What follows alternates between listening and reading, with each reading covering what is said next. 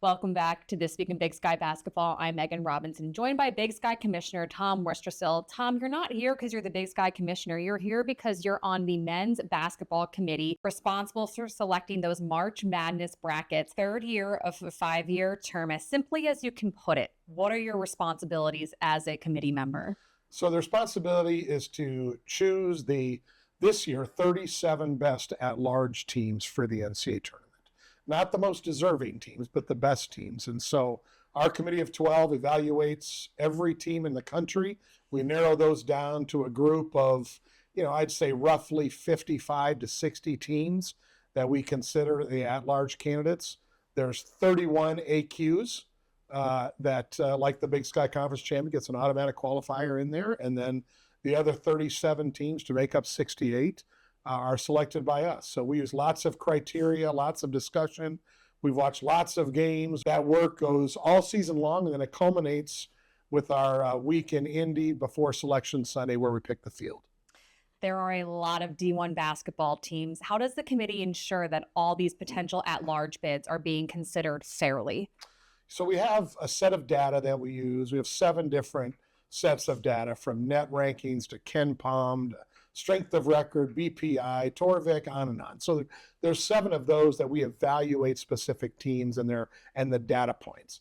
Then we watch a lot of games, and we're looking for who can play well at a level that can help them win games in the NCAA tournament. And so, there's the subjective nature of our viewing, and then there's objective part that we take out of it. What does that final selection process look like?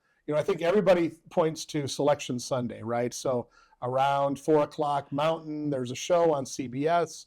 What they forget is the night before. Last year it ended about between 12:30 and 1 in the morning. And that's when we're making the decision of Team A is in and Team B is out. And that's really stressful because we probably started around 7:30 that morning.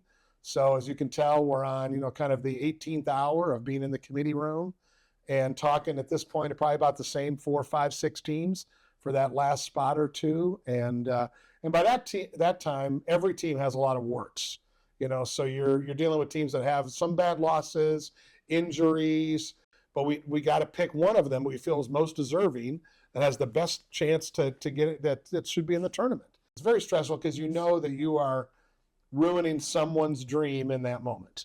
You said this committee is made up of people from all over the country in various roles. How do you ensure there's no bias, that Tom is not automatically voting for Big Sky schools to try to get a Big Sky at-large bid? Yeah, so there's 2 things that happen. One is you can't vote for your team.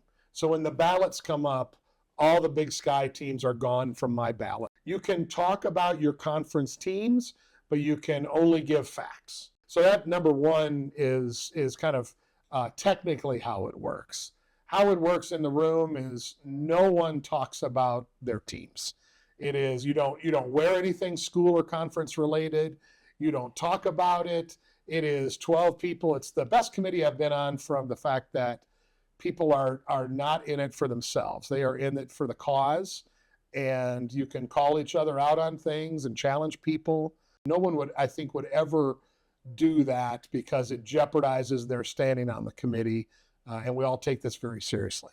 Tom, Saturday can be an 18-hour day selecting these teams. What is it like for you as a committee member on Selection Sunday as the final bracket is being revealed? Watching the show is awesome because, first of all, you know what's happening, right? You know where every team's slotted, and I just remember being on campus when our teams were going to be in the NCAA tournament and just feeling that excitement and knowing that's happening around the country and the millions of people that are watching that show. And I had a little part to play in it to try to get to that point, myself and 11 others who worked really hard. It's really gratifying to get to that point. And then it's a 3-week celebration. It's the greatest 3 weeks in sports, and we love being a part of it.